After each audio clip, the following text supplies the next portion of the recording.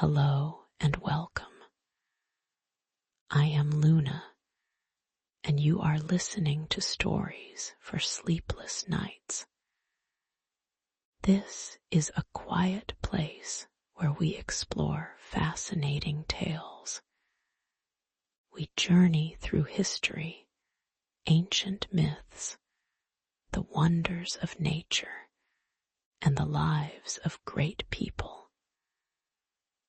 We also dive into deep philosophies and many other topics. All of these stories are crafted to help you unwind and drift into a peaceful sleep. If you have a story idea that you would love to hear, please share it in the comments. We love to hear from you and craft new adventures for your quiet hours.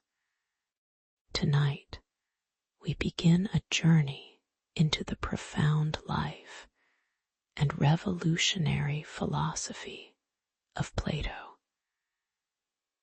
He was one of the most influential thinkers in all of Western history. His ideas have shaped our world in countless ways and still speak to us today. We will explore the depth of his thoughts and the lasting mark he left. Before we begin our story, let us take a moment to settle in. Take a few deep, slow breaths. Feel your chest rise and fall gently. If it feels comfortable, you might close your eyes. Just let go of any tension you might be holding. Allow your body to relax. Let your mind become calm. Prepare to simply listen and rest. Our story now takes us back in time to the bustling city of Athens. This was a place vibrant with life and ideas, but also a city in turmoil. Around 428 or 427 years before the Common Era, in this very Athens, our philosopher Plato was born. Athens at that time was the intellectual heart of the ancient Greek world. It was a place where great thinkers walked the streets and new ideas were constantly debated. Yet, it was also a city caught in the long and terrible Peloponnesian War, a conflict that brought much hardship and change. The city saw a constant struggle between its democratic ways and the strong influence of powerful aristocratic families. Plato himself came from one of these very prominent aristocratic families. His birth name was Aristocles. His family lines reached back to some of Athens' most important figures. Among his ancestors was Solon, a famous lawgiver who helped shape Athens' early democracy. Another relative was Critias, a leading figure among the 30 tyrants, a harsh group that briefly ruled Athens. This background gave Plato a privileged upbringing and a clear view of the city's political struggles. It is believed that the name we know him by, Plato, was actually a nickname. It meant broad. Some say this was because of his strong, broad build, perhaps from his love of wrestling. Others suggest it referred to the breadth of his mind, the wide range of his intellect. As a young man of his standing, Plato explored many interests.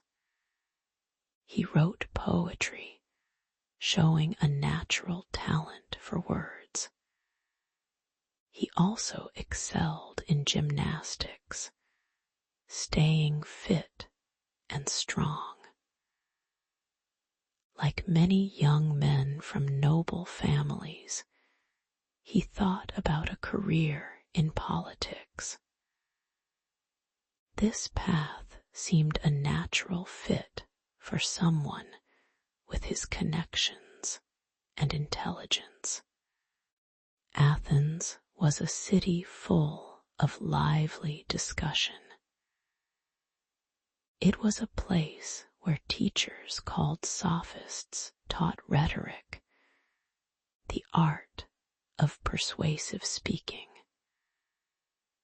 But it was also the city where a very different kind of teacher walked, a man who would change Plato's life forever. This man was Socrates. The stage was set for a profound meeting that would alter the course of history. The young Aristocles, known as Plato, was on a path that seemed destined for politics. He had the family, the mind, and the ambition. But then he met Socrates. This meeting was not just a turning point for Plato. It was a moment that reshaped the entire history of Western thought. Socrates was unlike any other teacher in Athens. He did not lecture from a podium or demand payment for his lessons. Instead, he walked the streets, the marketplace, and the gymnasiums, engaging anyone he met in deep conversation. His method was simple yet powerful. He asked questions.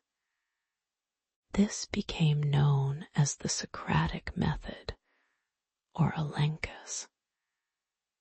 Socrates would question people about their beliefs, their understanding of ideas like justice, beauty, or truth.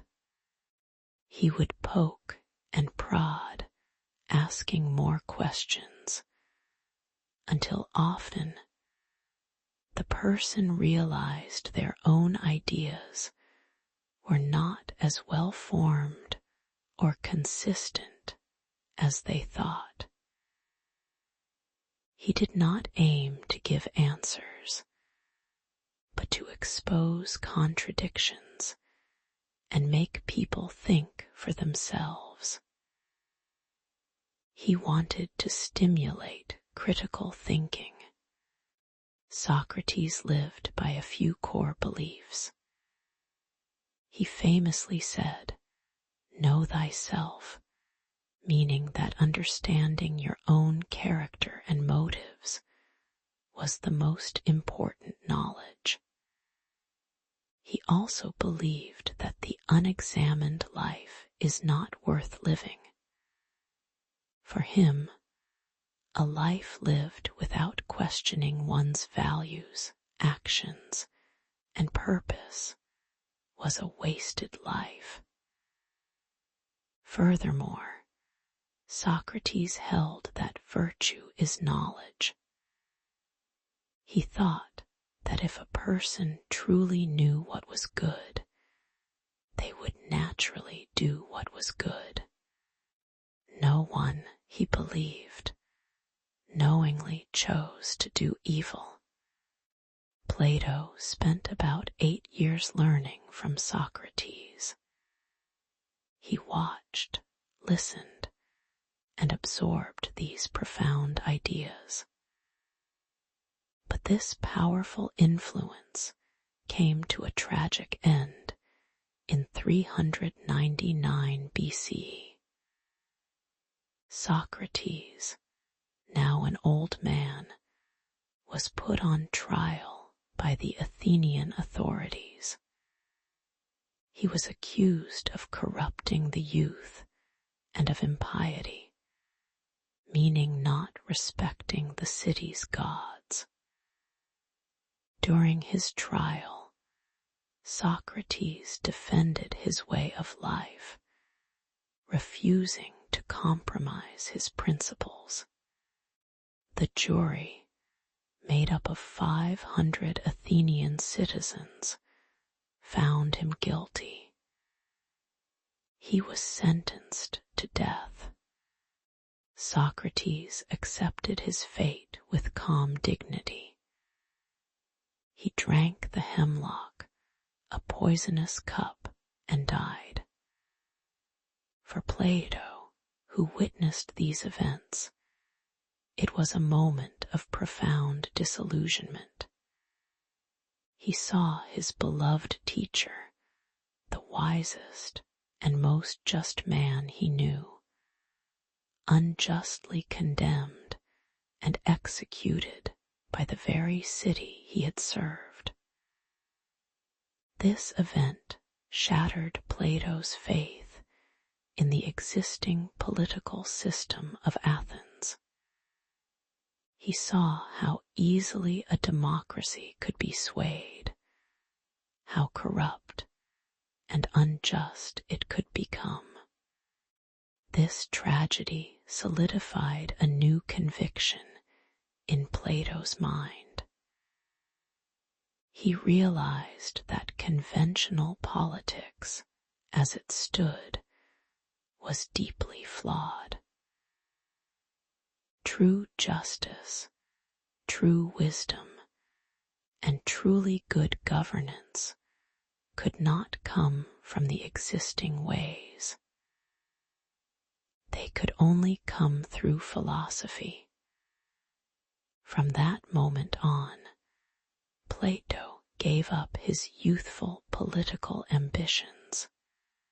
He decided to dedicate his life to philosophy, seeking to understand how a just society could be built. A society where such a great man as Socrates would never be condemned. Plato, deeply affected by Socrates' death, turned his full attention to philosophy. He believed that to build a truly just society, one must first understand what truth and reality truly are. This quest led him to his most famous and groundbreaking idea, the theory of forms. This theory suggests that reality is split into two parts. There is the visible world, which is the world we see, hear, touch, and taste with our senses. This world is always changing. Things in it are imperfect. They come into being and pass away. A beautiful flower will one day wilt. A strong building will eventually crumble. Our senses show us a world of constant change and imperfection. But Plato said there is another world, an intelligible world, This world cannot be seen or touched. It can only be understood by the mind, by our intellect. In this world live the forms. These forms are perfect, eternal, and unchanging ideas. They are the true reality. Everything we see in the visible world is just an imperfect copy or reflection of these perfect forms. To understand this, let us think about some examples. Consider the idea of beauty. You might see a beautiful sunset, a beautiful person, or a beautiful painting. All these things are beautiful, but their beauty is not perfect, and it can fade. Plato would say that these things are beautiful because they participate in the form of beauty. The form of beauty itself is not any one sunset or painting. It is the perfect, unchanging idea of what beauty truly is, existing in the intelligible world. All beautiful things in our world get their beauty from this perfect form. Another example is a circle. When you try to draw a circle on paper, it is never truly perfect. It might have a slight wobble or a tiny bump, but in your mind, you know what a perfect circle is.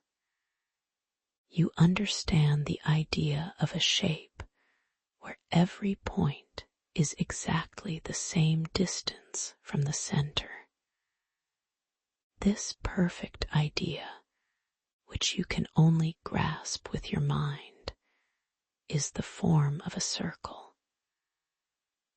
All the imperfect circles we see or draw are just copies of this perfect form. Plato believed that true knowledge comes from understanding these forms, not from observing the changing things in our visible world.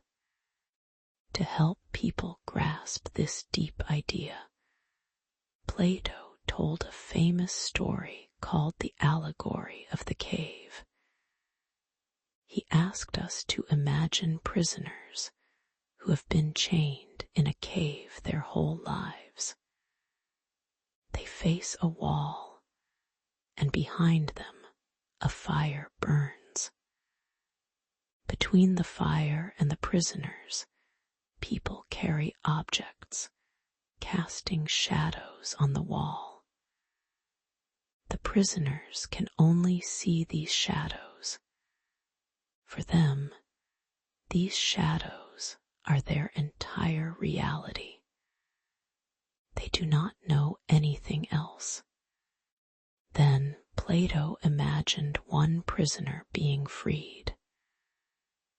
This prisoner turns around, sees the fire, and then is led out of the cave into the sunlight.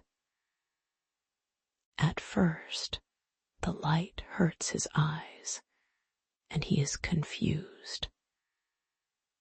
But slowly, he begins to see the real world outside the cave, trees, animals, and finally, the sun itself.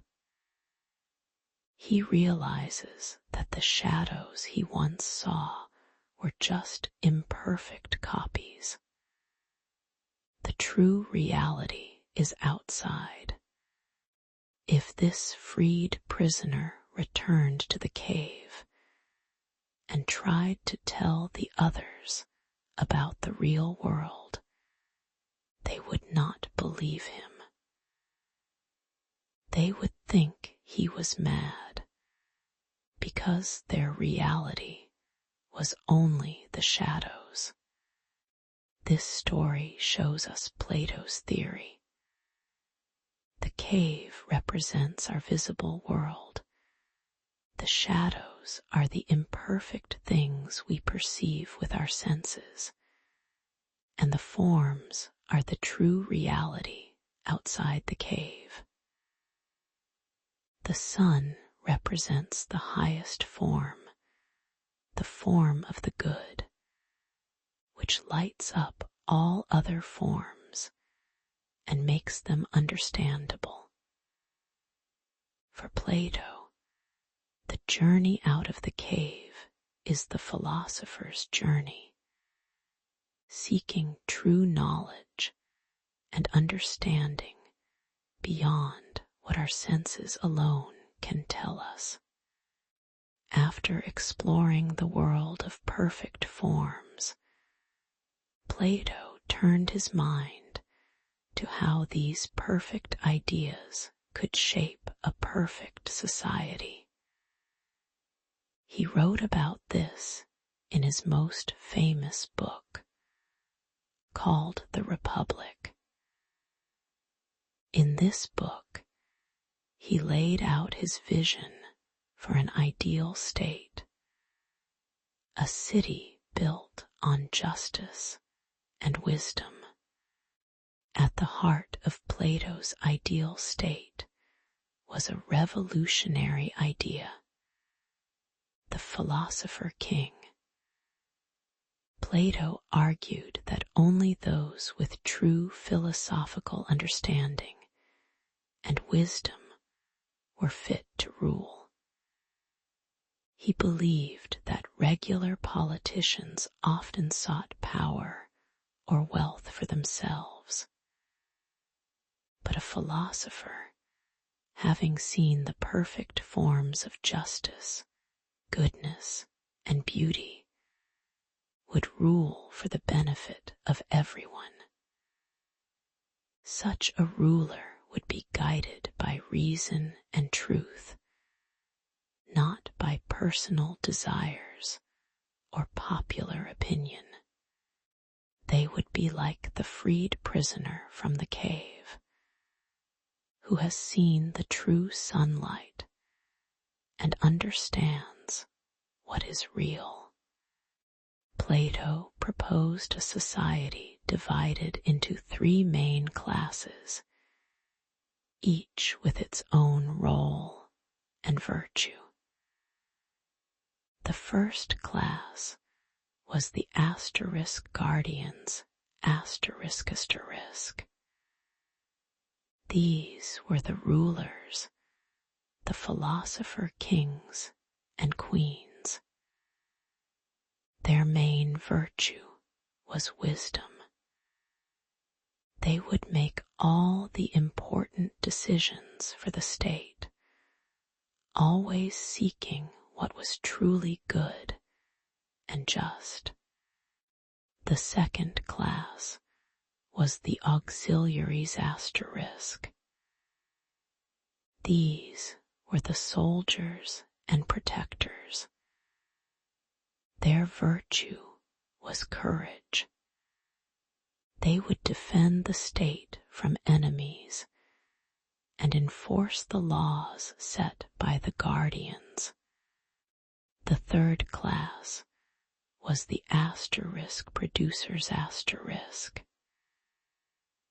This group included the farmers, artisans, and merchants.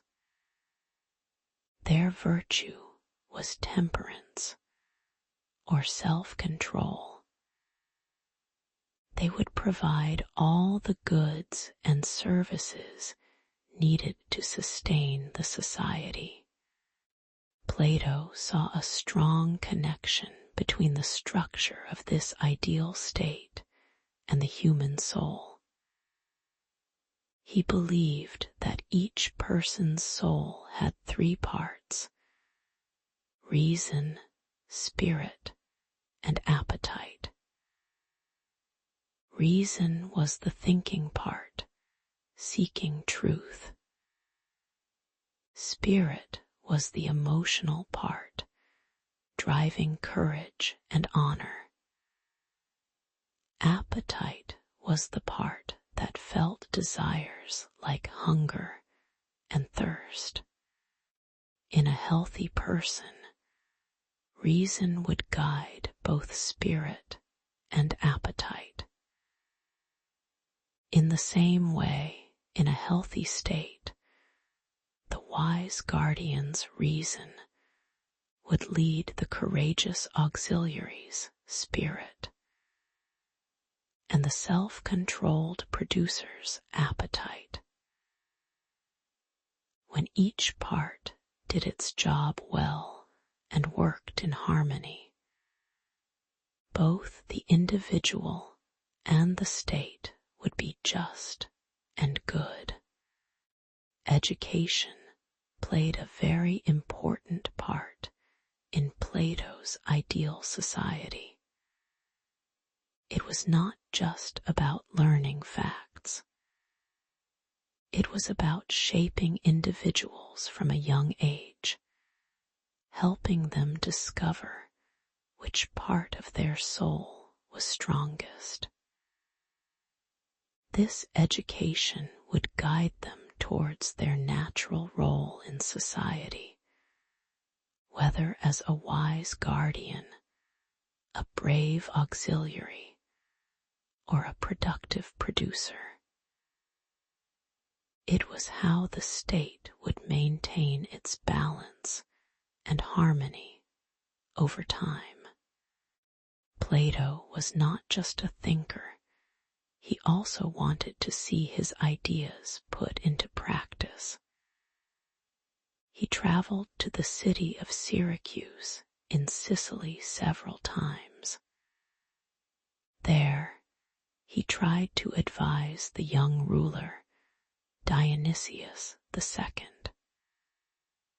Plato hoped to train Dionysius to become a true philosopher king, someone who would rule with wisdom and justice. However, these attempts did not go well. Dionysius was not interested in philosophy, and Plato's efforts to guide him failed. These experiences taught Plato how difficult it was to apply perfect philosophical ideals to the messy realities of politics. Plato's attempts to guide Dionysius II in Syracuse had shown him the difficulties of changing the world through direct political action. So, he returned to Athens with a new idea for how to bring about a better society. Around the year 387 BCE, he established a school just outside the city walls. This school became known as the Academy. Many people consider the Academy to be the first institution of higher learning in the Western world. The Academy was not like a typical school. It was a place for deep intellectual inquiry and debate. Students did not just sit and listen to lectures. They engaged in discussions, asked questions, and challenged ideas. Plato believed in a holistic education, meaning he thought people should learn about many different subjects. So, the curriculum at the Academy went far beyond just philosophy.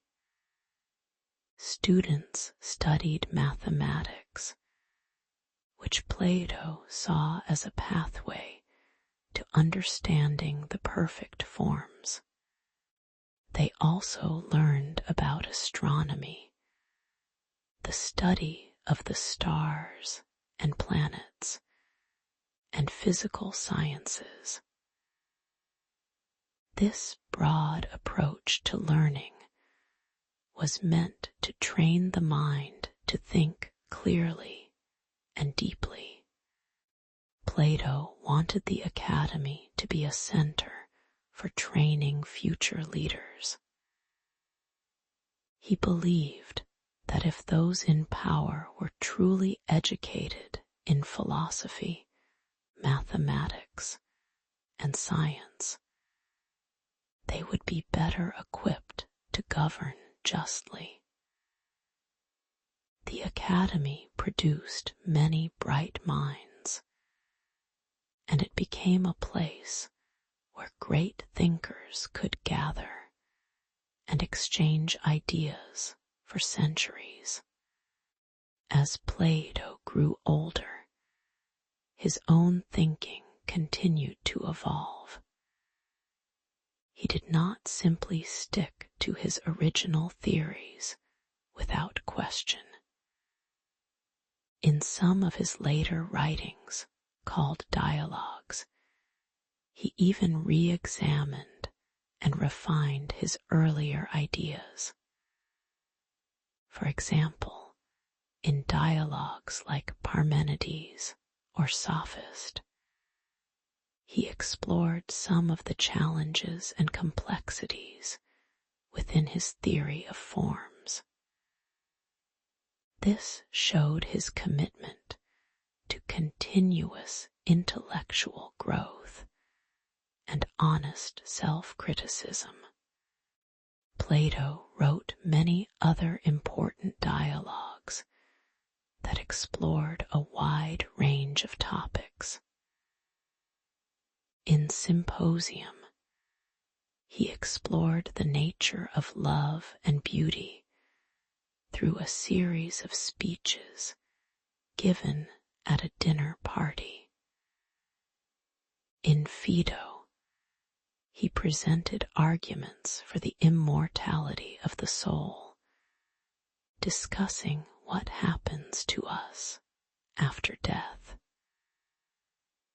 These works continued to expand the reach of his philosophical thought.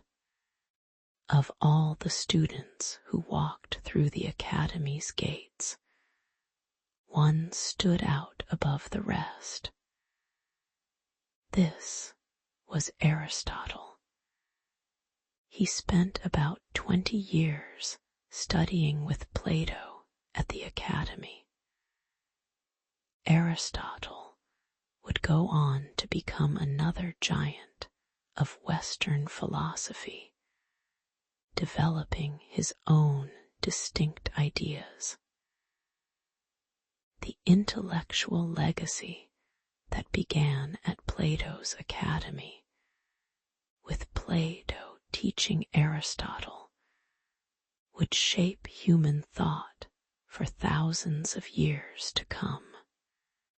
The intellectual legacy that began at Plato's academy, with Plato teaching Aristotle, would shape human thought for thousands of years to come.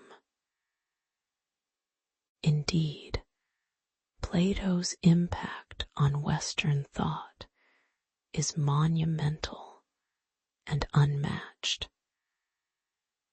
His ideas did not just fade away after his death. They echoed through the centuries, shaping almost every area of human knowledge. Plato's philosophy touched upon many fields. It influenced how people thought about philosophy itself, the study of knowledge, and what is real. His ideas deeply affected political theory, offering visions of how societies should be governed. Education, ethics, and even religious thought were all shaped by his profound insights. For more than 2 millennia, thinkers have grappled with, learned from, and built upon Plato's work. A famous philosopher named Alfred North Whitehead once said, "The safest general characterization of the European philosophical tradition is that it consists of a series of footnotes to Plato." This means that almost all Western philosophy that came after Plato can be seen as either agreeing with him, disagreeing with him, or trying to explain his ideas further. His works set the stage for nearly every major philosophical discussion that followed. Platonic concepts have been constantly looked at again and again.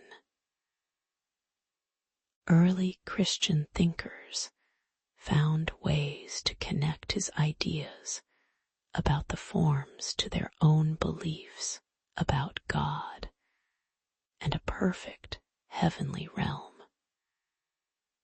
During the Renaissance, a time of great rebirth in art and learning, scholars rediscovered Plato's writings and found new inspiration in them.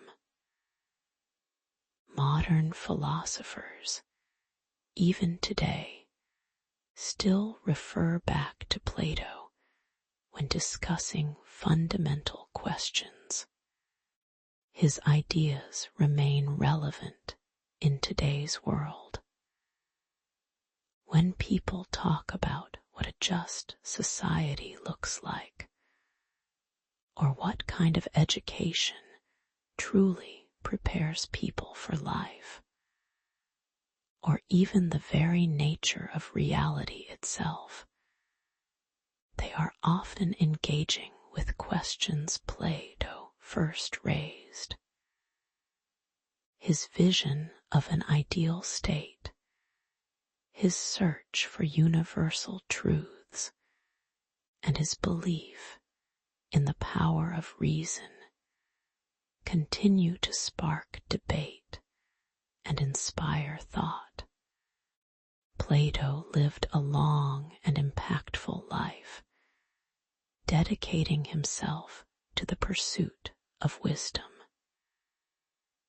He passed away peacefully around the years 348 or 347 BCE, likely in his sleep, at about 80 years old. Though his physical life ended, the echo of his profound philosophical contributions continues to resonate, forever marking him as a master thinker whose ideas still guide us in our search for understanding. As we come to the end of our journey through Plato's world, let us take a moment to settle in even more deeply. Allow your body to become heavy and still. Bring your awareness now to your toes. Simply notice any feelings there without trying to change them. Feel your toes resting. Now let your awareness gently move up into your feet. Feel your heels and the soles of your feet. Then move up to your ankles, letting any tightness in them soften. Travel further up to your calves, allowing them to relax. Feel your knees grow soft. Continue up through your thighs, letting them sink down. Move your attention to your hips, feeling them supported. Allow your abdomen to soften, then your chest. Feel your breath moving gently in and out. Let your awareness flow down your arms, through your elbows, and into your hands. Feel your hands resting, perhaps on your belly or by your sides. Finally, bring your awareness up through your neck, releasing any tension you might hold there. Let your attention rest at the crown of your head, feeling a sense of calm spread through your entire being. Simply observe these sensations, allowing any remaining tension to melt away. Feel the comforting weight of your body against the surface you are resting on, heavy and peaceful. I hope you have enjoyed this episode of Stories for Sleepless Nights. My deepest wish is that this journey through Plato's life has helped you find deep rest and a peaceful escape from your everyday thoughts.